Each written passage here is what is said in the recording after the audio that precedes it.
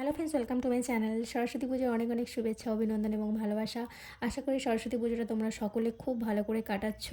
আর এই দিনটা আমাদের বাঙালিদের জন্য একটা বিশেষ উৎসব। সমস্ত উৎসব তো আমাদের বাঙালিদের মধ্যে অনেক রকমের উৎসবই রিচুয়ালস আমরা পালন করি, কিন্তু সরস্বতী পুজোটাও একটা বিশেষ, একটা অন্যতম পুজো আমাদের। তো এখানে দেখতেই পাচ্ছ আমরা পুষ্পাঞ্জলির জন্য রেডি হয়েছিলাম। তো ঠাকুরমশাই মন্ত্র উচ্চারণ করছিল আর আমরা তারপর পুষ্পাঞ্জলির জন্য একে একে রেডি হচ্ছিলো। অনেক স্টুডেন্ট এসেছিলো, পরপর করে একটা করে দল হয়ে যাচ্ছে, আবার একটা করে আসছে। আর সব থেকে ভালো লাগে কী বলো তো, এই সরস্বতী পুজোর সময় এক্স স্টুডেন্টরাও আসে, আশেপাশের প্রতিবেশীরাও আসে। আর গত বছর আমাদের সরস্বতী পুজো বন্ধ ছিল অসৌচের কারণে, তাই সেই কারণে এই বছর সরস্বতী পুজোটা যেন দ্বিগুণ আনন্দ উপভোগ করছি আমরা। তারপর পুজো সব কিছু কমপ্লিট হয়ে যাওয়ার পরে আমার হাজবেন্ড বাইরের দিকে একটু প্রসাদ বিতরণ করছিল, তারপরে আমার দেওয়ারও গেল, দু ভাই মিলে প্রসাদ দিচ্ছিল। আর এদিকে প্রসাদ বিতরণী হয়ে যাওয়ার পরে অনেক স্টুডেন্টরাও আবার এসেছিলো পুষ্পাঞ্জলি দেওয়ার জন্য। ঠাকুরমশাই তাদেরকেও দিল, যে হয়ে গিয়েছিলো তারপরেও হলো।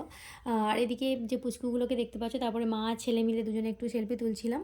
তা পুজো হয়ে যাওয়ার পরে আর এদিকে একটা পুচকু দেখো আজকেই বাড়িতে এসেছিলো। এই কারণেই ভালো লাগে যে বাড়িতে যারা আসেও না এই সময়গুলোতে আসে। আর এই মেয়েটি ছিল হাতে খড়ি, তো ও হাতে খড়ি দিল।